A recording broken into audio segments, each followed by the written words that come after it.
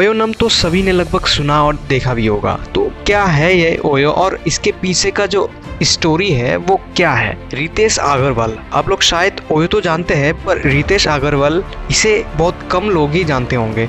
तो कौन है ये रितेश अग्रवाल? जिस उम्र में बच्चा प्यार व्यार में डूबा रहता है क्लास 12 के बाद, उसी उम्र में रितेश अग्रवाल अपना स्टार्टअप शुरू कर देते हैं और जिसको आज ओयो के नाम जाना जाता है। जी हाँ, आज हम बात करेंगे ओयो के सक्सेस स्टोरी और ओयो के कुछ रूल्स एंड रेगुलेशंस के बारे में। तो वीडियो पर बने रहें।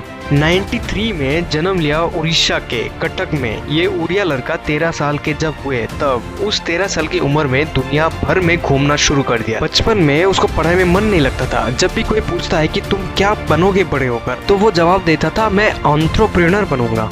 हालांकि इसका मतलब भी उसे ठीक तरह से पता नहीं था, पर सब बच्चे उसके बात सुनकर इम्प्रेस हो जाता था। तभी से ये लड़का इस शब्द के पीछे ही पड़ गया। आगे चल के लंदन के बड़े यूनिवर्सिटी मैनेजमेंट कॉलेज पर जाकर इन्होंने एडमिशन लिया, पर वहाँ पर पढ़ने का मन नहीं था उसको। जहाँ भी एंटरप्रेन्योर की स्पीच हो रही हो, क्लास हो रही हो, वो लड़का उसको जाके अटेंड करता था। उसको कुछ पता ही नहीं था कि वो होटल के इतने बड़े एंटरप्रेन्योर बनेंगे, क्योंकि उसको होटल में इंटरेस्ट था ही नहीं। उसका इंटरेस्ट था ट्रैवल करना। एक दिन वो ट्रेवल करते करते एक्सीडेंटली इस बिजनेस में घुस गया, क्योंकि वो नोटिस किया है कि जो सस्ते होटल है उसके वॉशरूम गंदे होते थे, बेसिन, गद्दे, चादर ये सब गंदे होते हैं।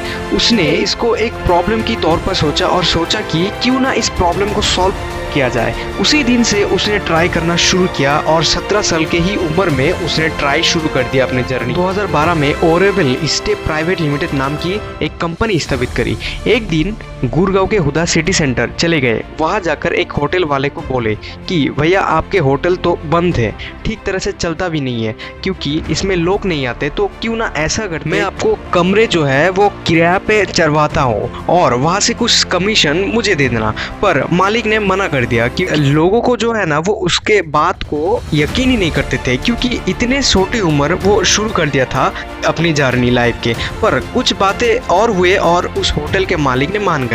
रितेश ने क्या ये है कि 35,000 रुपए लेकर होटल के छोटे छोटे चीजों को ठीक किया, जैसे कि बाथरूम, टॉयलेट, बेडशीट, पूरे तरीके से साफ सफाई और पूरे नीट एंड क्लीन तरीके से रूम को ठीक करके शानदार बना दिया। वहां से शुरू हुआ उसका जर्नी। पर शुरुआत में उसको बहुत परेशानी मिला, महंगाई पड़ी तब, और बहुत कुछ सोचने के बाद वो फाइनली ये सोचा कि जो ये मॉडल है इसको और क्यों ना डेवलप किया जाए, और तब जाके उसने ओयो की स्थापना की। और ओयो का मतलब होता है कि on your own, OYO, on your own. मतलब आप अगर अकेले कहीं पर ट्रैवल कर रहे होते हैं तो अगर रूम चाहिए तो आप ओयो में आराम से हर फैसिलिटी के साथ रह सकते हो। यही है मेन पर्पस ओयो का। देखते ही देखते ओयो आज दुनिया की दूसरी होटल चेन हो गई, जिसमें 40,000 से भी ज़्यादा होटल्स कनेक्टेड है। 3.5 लाख से भी ज़्यादा लोग काम करते हैं और 25 साल की उम्र में आज दुनिया के फास्टेस्ट ग्रोइंग होटल चेन के मालिक बन गए ये रितेश अग्रवाल।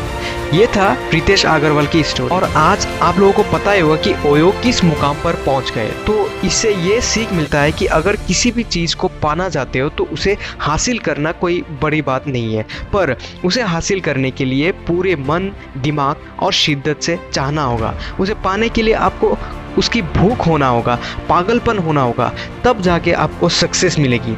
आप गिर जाओगे पर आपको बार बार आगे बढ़ना ही होगा। अब जो सवाल आता है आप लोगों का, क्या कपल्स रह सकता है ओयो पर? तो आंसर है हाँ, बिल्कुल रह सकता है, पर कुछ रूल्स है जो आपको फॉलो करना होता है। जैसे कि दोनों का एज मिनिमम 18 होना चाहिए। चेक इन के समय आपके पास वैलिड प्रूफ होना चाहिए, ID प्रूफ होना चाहिए, और जिस पर आपका फ़ोटो क्लियर दिखाई देती हो। पैन कार्ड ID पर नहीं माना जाता, आपको केवल Aadhaar card, voter ID card, driving licence, passport दिखाना पड़ेगा। जब दोनों ही 18 साल के ऊपर है तो कोई भी कुछ नहीं कह सकता। ये थी ओयो की सक्सेस स्टोरी और ओयो से जुड़ी कुछ जानकारी। वीडियो अगर अच्छा लगे तो लाइक कर देना और इसी तरह इंटरेस्टिंग और फैक्ट्स वीडियोस को देखने के लिए सब्सक्राइब करें मेरे चैनल को।